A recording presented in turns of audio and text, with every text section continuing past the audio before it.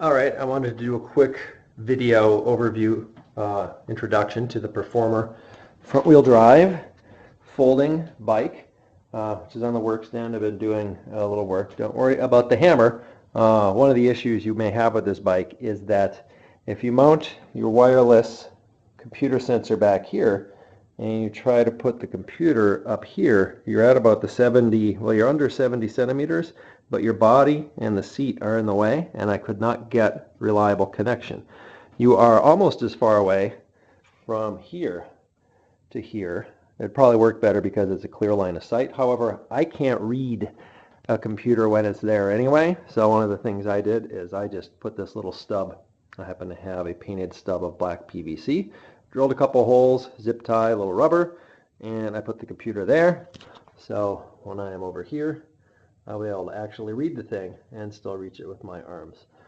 This is a front wheel drive. It's got a big, something like a 26 tooth idler, 24, 26. There's a lot of teeth on it. And when you turn the wheel, you see that this nifty little non-power side idler swivels a little bit. Yeah, you can get some chain interference, but in practice, I have a no-com. And in practice, you don't actually turn your wheel that steeply in almost any circumstance. So it's not really a big deal, and I'm certainly used to it having been on the no-com. So you've got a 10 speed, I think that's an 11 to 32 down there with Tiagra controls. Seems to work pretty well. And then up here, you've got a no-name crankset, which has a 56 and a 42. So that only gives you like a 92-inch high gear, but a 22-inch low, which is just about good enough. This thing only weighs about 26, 27 pounds. So around here we have some steeper hills. I might want it a little bit lower than that. However, with that long tiller, it starts to be a handful when you're going that slow anyway. High end, this thing is actually pretty quick. I might want to put more like a 58 or a 60 tooth on there if I can. I have a 55 in the closet, which isn't doing me any good. Micro shift up front, and you can see I've got the boom set pretty long. And down here is the hinge, which is pretty sturdy. This thing does not have any perceptible squeak or anything from the hinge. It uses a couple of grenade pins here to hold the seat on the bottom. And I don't like grenade pins for a few reasons. One is they came with a metal ring on them, which makes a lot of noise all the time. So I replaced that for pulling them. I replaced that with just a piece of lightweight parachute cord. You can see the spring-loaded bubble in there. But these will actually give you a little rattle even when you're riding. Not so much, but enough to bother me. So what I did is I just took a piece of shock cord and I run it from one of those grenade pin heads to the other, like that, and just a little bit of tension pulling down on it eliminates, well, not all, but most of it. I may put one more on there because I don't like rattles. You can see you got dual discs. These are Avid BB5s. You got 3 notches there to move the seat up. All of them are fine to me. I bought this more as kind of a goofing around bike. So I may put it up a little bit higher. It certainly handles, a little bit more predictably for most people if you have it a little higher. And the seat is I'm working on headrests here. It's got a Ventasit or a very close knockoff pad. It's a fiberglass seat. This one's got a few scuffs on it. I'm going to probably trim it because it's bigger than it needs to be. Very comfortable. Probably could be lighter, but I'm not really worried about it. I got this to try and get it in a suitcase for a travel bike. I put my old Volet seat back bag on there. I had to mess with it a little. I had to cut the top open, so I reinforced the webbing with some strapping with some shoe goo. I had to cut the top because it was closed. I couldn't get it over a headrest otherwise. The headrest I need to do some work on. It's not really in the right place for me. It's a little too high. I'm going to replace it with more of a sideways candy bar like that for a neck rest. But anyway, I think I'm going to take her out tomorrow, hopefully, and try and get a Century in on it and see how that goes. Tektro brake levers, which some people would frown on, I find them to be very good, really cheap. You can get a pair of Tektro brake levers for like $11, and they work great. These ones are actually pretty cool. Look, there's a little bell built in. However, that bell didn't ring very well. You have to make sure it's not bumping up against any of the controls. And also the screw that holds it down there was metal on metal. It was a little too tight and it didn't ring well, so I just put a little tiny piece of inner tube in there as a little buffer. Now it's loud. It's not the most pleasant ring compared to, say, an Incredibell, but it's loud anyway. So hopefully I'll be able to give a report from the road with this thing. Four-wheel drive. I keep calling it that. Front-wheel drive. Performer out for, well, hopefully 100 miles today. Made a few modifications. Let's see here. I put a new headrest on. Made it out of some material I had around. It fits my neck better and nice and squishy. Just took off the Performer stuff and put some hook and loop on there. Just stiffened it with a little plastic and Gorilla Tape on the back, and then that's about all I need for this. Ooh, wow, it sticks pretty well. I don't think that's going anywhere.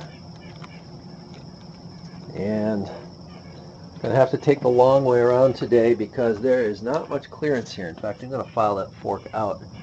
But there's not much clearance in, so the trail is very muddy. It rained like crazy last night, so I'm going to have to take a different route up where I'm going.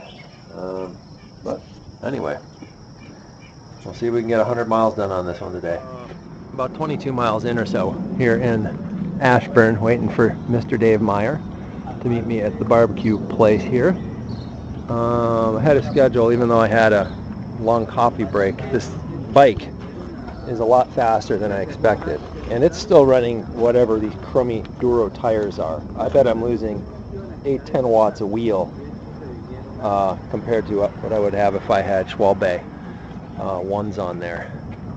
Hopefully they make those in that size, because this bike will be even faster. It's not no-com fast, but it's faster than my Lowracer, and really not any more bumpy on the bumps than the 650Cs with 23mm tires.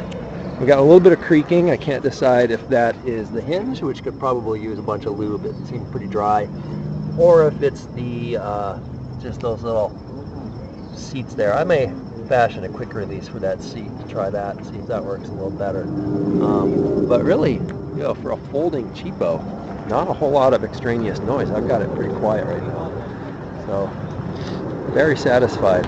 One of these days I'm going to have to pick up some water for the back bag, but you see the rear bag, that seat is all the way reclined, and the rear bag has plenty of clearance there.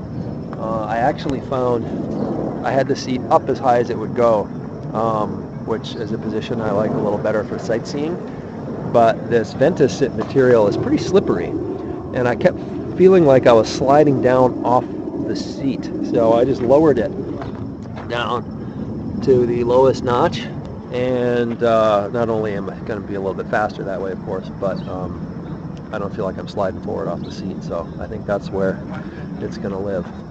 And right now I think I need to put the boom out about half a centimeter or so, and I'll be all set. We're at about 98.5 miles on the new Performer front-wheel drive here, just about home. And good bike, fast, but we're going to hear the one problem with it, which hopefully can be remedied, because if it can't, this bike's going to have to go back. So it's almost silent. The drivetrain is really nice and quiet. Hang on a sec, I'm going to put this in my mouth.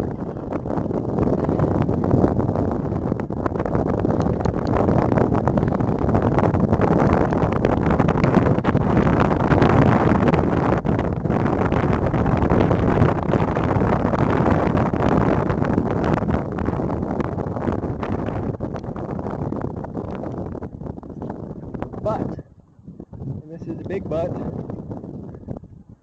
who was it, Arya, who said everything before the but is bullshit? When I go up this next hill, you're going to hear the hinge is squeaking like crazy. It was silent for the first 50 miles of the ride, and it has been quite loud for the rest of the ride. So we're on a downhill for a while here. We'll wait until we get uphill. Car back.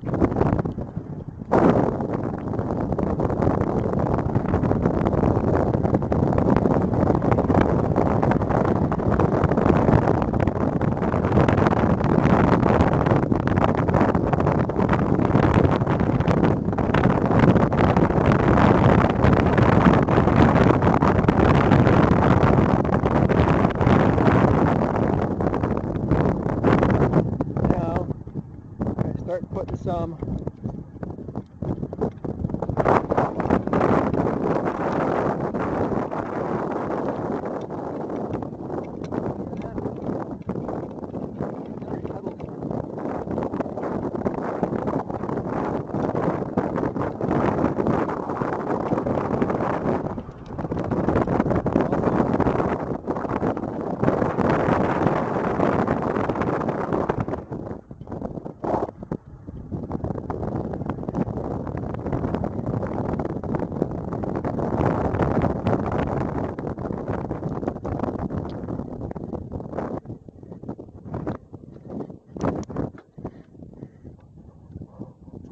great braking on this thing.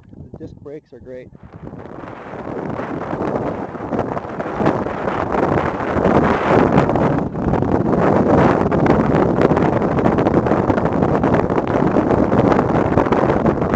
I hope I can get rid of the squeak because it's a really comfy bike. I mean, I had 100 miles on. A lot of it was rolling hills, Snickerville Pike Loop out there, and I mean, my legs hurt, my knees are hurt. I was hammering on the way in the last 20 miles.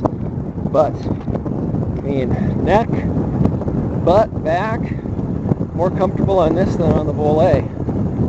Maybe not quite as comfortable as a no-comp, but on the other hand, this thing's easier to handle in piddly little crosswalks and stuff than the no-comp, because the no-comp is so long. So this is a really, for the price, if I can get that squeak out, it's a really good bike. And the fact that it can be folded and put in a car trunk makes it a really, really handy machine. And it's not even that bumpy with those 20-inch wheels.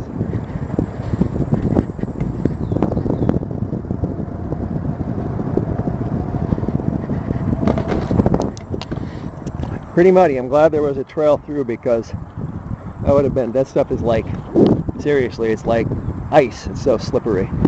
But alright, well, I guess I'll quit taping.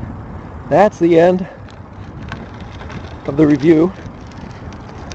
Good bike if I can get rid of the squeak. If I can't get rid of the squeak, I don't know what I'm going to do. But definitely a successful shakeout century.